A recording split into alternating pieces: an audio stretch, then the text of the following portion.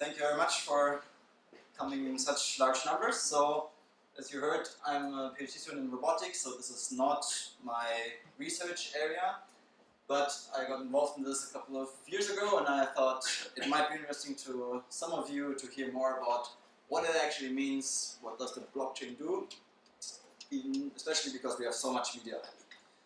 So I would like to, in the next 15 minutes, introduce some of the fundamental ideas to you and explain to you the concept in 10 slides. Here we go. So why would you care? And first of all, because there is lots of media hype, lots of people talk about this, not all of this is accurate, and it would be very helpful to actually understand some of the background.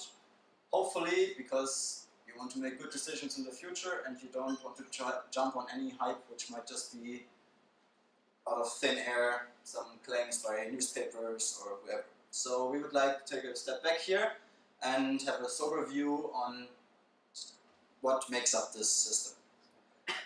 And for this, I would like to go a couple of steps back and think about what does it mean to take decisions in a distributed system.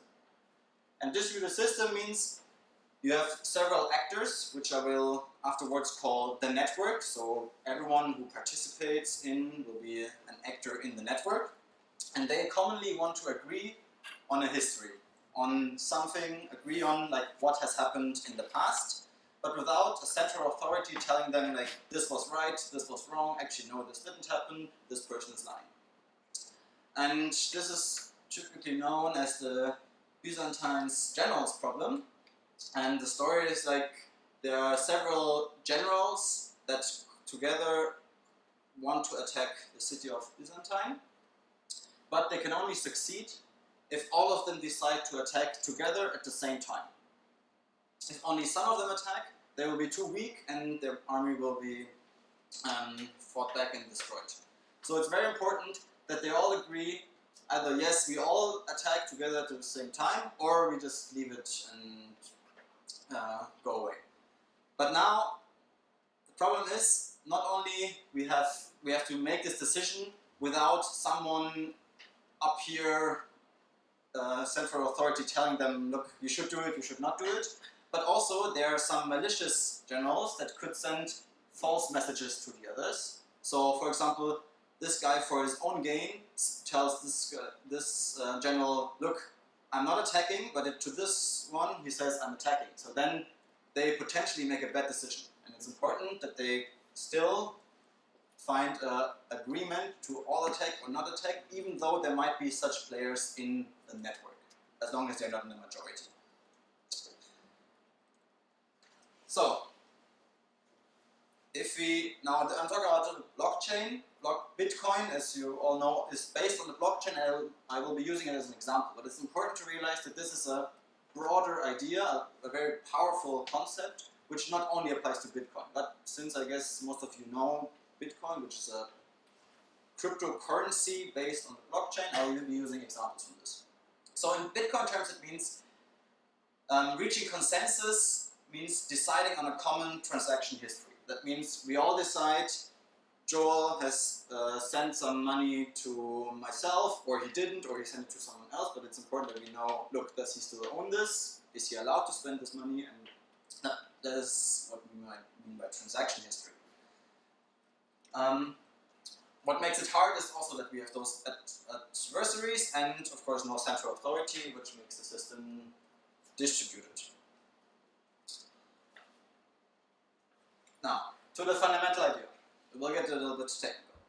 The idea was introduced by Satoshi Nakamoto back in 2008, which is a pseudonym. No one really knows who it is. There are a few guesses, but he essentially published a paper or implementation, and afterwards you didn't hear much more from him. And how we solve the issue that everyone agrees on a common history is rests on a number of pillars. First one is everyone has their own copy of the total history. That means, in Bitcoin terms, everyone has stored in his computer, for example, all previous transactions that have taken place since the beginning, since the invention of the blockchain for Bitcoin. And how are they stored? they're stored in a connected chain of blocks, hence the name. So down here I drew this, there's the initial block, and afterwards they're connected, so this block says I'm block 2 and the one before me was 1, and this says the one before me was 2 and 3. And the blocks consist of a number of transactions, so they're bundled into blocks. Second pillar, new transactions are processed by everyone. Since there's no central authority, when someone wants to transfer money, I will transfer some money to Oliver, then I will send this to everyone, and everyone helps with processing those. And everyone will write history by himself, as in append new transactions to your own version of the history.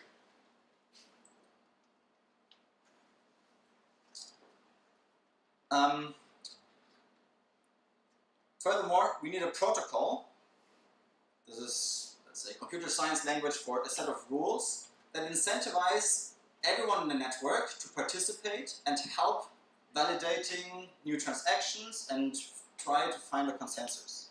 So essentially a set of rules that everyone knows about that incentivizes them, so gives them some reward, for example, to help keeping this system up. And just to explain a few more terms, we've already talked about transactions. In the Byzantine journals problem, this would be your message saying that you will fight or you will not join the fight. In terms of Bitcoin, it would mean to transfer some of your money. And in Bitcoin terms, owning money or being able to spend money really means previously you have received some money from someone else and you're now entitled to spend it. This is why keeping the whole history of transactions is sufficient to determine if someone is allowed to spend some more Bitcoins or if they actually don't own it anymore.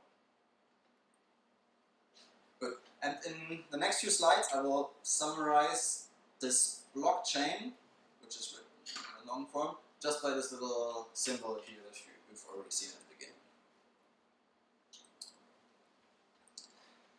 Now, so how does it, let's dive into some more details. So I've drawn a single block of the blockchain here, and I'll explain you how we will construct new blocks. That means how do new transactions get out into the world and being processed. So let's say Joel wants to send some money to Oliver. He would create a transaction, which is like a message, you can imagine that, and he will send this message to everyone participating in the network. This means, in the general's problem, to all the generals that he knows of. Or here, all the people that participate in the Bitcoin network. Among them, for example, ETH and myself. And now, when I receive a transaction from Joel or anyone else, I would be working on my own block, extending the history, so my own blockchain, by my own new block. My block contains a number of transactions, as was already mentioned, and for example I would put Joel's transaction in here.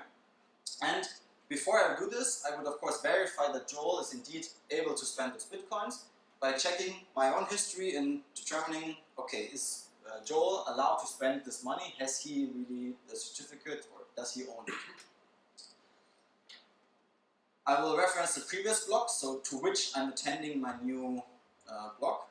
And I need to solve a little cryptographic puzzle, which means finding a nonce. This is short for number used once, which you can really imagine just like a single number which brings this block into a certain shape. So it has to fulfill a certain criteria, and finding this number is actually pretty difficult, and you have to try many combinations until you suddenly happen to find the right number that brings this block into the right shape. And it's in fact so difficult that in the whole network of all participants, they all try to find this, for their own block, the nonce, and it's so hard that this only happens statistically every 10 minutes on average. So everyone tries lots of numbers, and approximately every 10 minutes someone happens randomly, so to say, to succeed. Now, let's imagine I found the right nonce, and this makes my block complete. So then I will tell everyone about my new block, because they all have their own version of the blockchain, and I now happen to find the next block according to my history, so I send this block to everyone and tell them, hey, look, I found this new block. It attaches to the previous block, which they should hopefully already have. It was me who produced it, and I will send the whole thing so they can check that that is the right shape and I found the right knots. Now, since this is a distributed network, some people, let's say, from across the world, also work on the same problem. So it might happen that ETH, who was one of my competitors in the network, happens to find a block at almost the same time. And he will also send it to everyone else. So now a third person in this network, or even myself when I get it from ETH, will see, okay, now we have suddenly two competing blocks. Both say they attach to this previous one, but they are different from each other. First of all, the name, but also ETH might have included different transactions than I have. Now, how do we solve this? Because what might happen is, in here, I have Joel's transaction, and in here, Joel's transaction is not in there. So Joel will ask, okay, but did I now spend the money? Do I get some goods in return or not? Now, in this case, it's really random. So whoever, if you received my block first, you will continue working on my block, which means attach your own new block onto my one, and maybe other people will have received ETH's ones first, and they will continue working there. But as soon as someone, now this is by chance that I drew it here, it could also be here. For example, Tim worked on my block, and he was lucky and found it really quickly and sent it to everyone. So now everyone has two blocks attaching on this branch and only one block attaching here. And this is, so previously this is called a fork, because you, from a single chain, you branch off. And the way how to resolve this conflict is, now it's encoded in a protocol, which I already mentioned, and that is always work on the longest chain. And if everyone obeys this rule, then all the remaining people in the network should by now be working on this block and abandon this one. And since everyone is working here, more people will find blocks here, so this chain will continue, this will be abandoned, and then it's very clear for Joel, for example, if his transaction is in here, that it was processed, because now this is the valid branch and this one has been abandoned. And this is when we establish consensus, because we have agreed that the longest chain is the valid one, so those transactions that actually happened, and those are not necessarily lost, because some of them might be in here, or some might be in some of the next blocks, but those in this block are not valid anymore. So, to understand a little bit more on how we can ensure that this works and there's no fraud, we have to dive a little bit into some cryptography fundamentals, and I already close to the end of my time, but I need a little bit more. So, one idea is public-private key pairs. And very basic, you can imagine it like this. So there are two keys, which means like passwords in a sense, that you can use to encrypt or decrypt information. And public-private, the name comes from one of them you can make public and say, look, this is the public key that belongs to my name, and the private one you better keep to yourself. And what you can do is, if you encrypt a document with your public key, it can be decrypted again with the private key. This also works the other way around. So if I encrypt a message with my private key, you can encrypt it again with my public key, which all of you can potentially know. And this is called, in essence, a digital signature, because if I send you a message and then I send you an encrypted version of this message, which I encrypted with my private key, you can check by decrypting it with my public key that the message that I sent you in plain text and the encrypted one is indeed the same. And if they're the same, this means I must have encrypted it with my own private key, which only I should have. And this means no one has altered the message in between. And therefore this is what we call a signature, because it certifies the message was not altered on the way. Final idea is cryptographic hashing. And also in simple terms, it means finding a fingerprint of a big document in a smaller in just some number letter combination. So think of a very large, one document is a very large number, and for example taking the digit sum of it would be one of the fingerprints. And the essential part is here, the cryptographic hashing means once you have this hash, so the fingerprint, it is extremely hard to reverse or to find a message which also has the same fingerprint. Whereas going from the message to this key is easy, but if you know this, to find another message which has the same fingerprint is extremely hard. And those are the key ingredients that make this work. So, 3 more main points. How does transaction block verification actually work? So when I receive a new block from someone else, let's say ETH has successfully found a new block, what do I do? So 1, I check that the block hash is below a certain difficulty. And this is what I meant earlier by it is in a certain shape. And ETH had to find the right number that makes the hash of the block exactly fulfill certain criteria, which is just below a certain number. And because it's so hard, or it's impossible essentially to engineer a block that hashes to the right value, you can only brute force try it out. Secondly, I check if all the transactions in the block are valid according to my own history. So if there's a transaction in there by Joel, I will also check according to my own history if Joel was actually entitled to spend this money. And finally, if those 2 checks have passed, I append each block to my own version of the history, and therefore we have reached consensus because we have the same history, even though there's no central authority. Now, how do we prevent someone else requesting a transaction from your account? Because since everyone knows all the transactions, I could just say, okay, Joel has previously received some money, now I will spend it to pay my bills.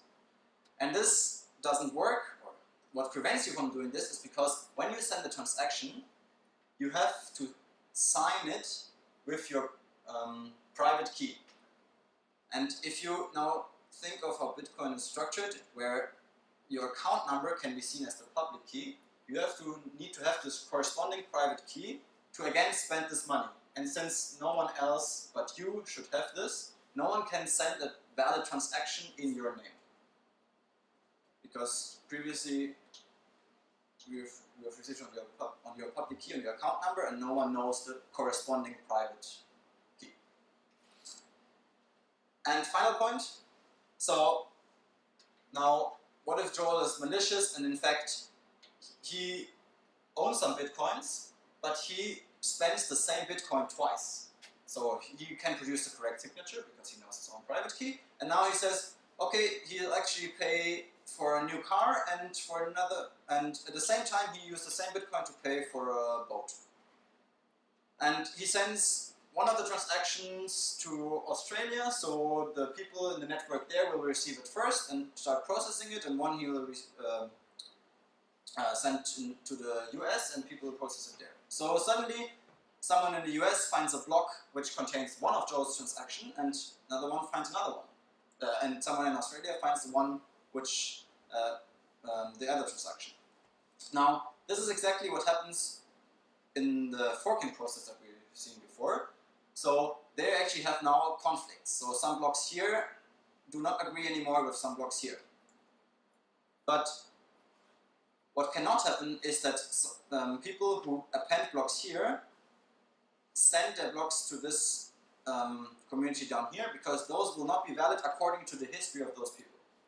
And the resolving process, the rule that you always work on the longest block, on the longest chain, will eventually determine, okay, this one will win, and then only the transaction to buy a car will be valid, and the transaction to buy a boat will not be. This means, however, in turn for the seller, that he has to wait a little bit until he knows that the transaction that actually paid him, so before he hands out the boat, he needs to be sure that this transaction is actually part of the real chain that will be valid later, and not in some fork or in some branch that's soon to be abandoned because it was maliciously put there. Okay, and I'm definitely over time, so like you in the last slide, this idea is very powerful. I showed you the Byzantine channel problem. You probably know about Bitcoin, but there's way more that you can do out there. And the idea of finding agreement in a system without a central authority and with actors that may be maliciously sending false messages is really, I would say, something fundamental to figure out how to do. And therefore, lots of startups and also big tech companies are trying to foster this potential in new applications, from registry, border control, all kinds of certification issues. So with that,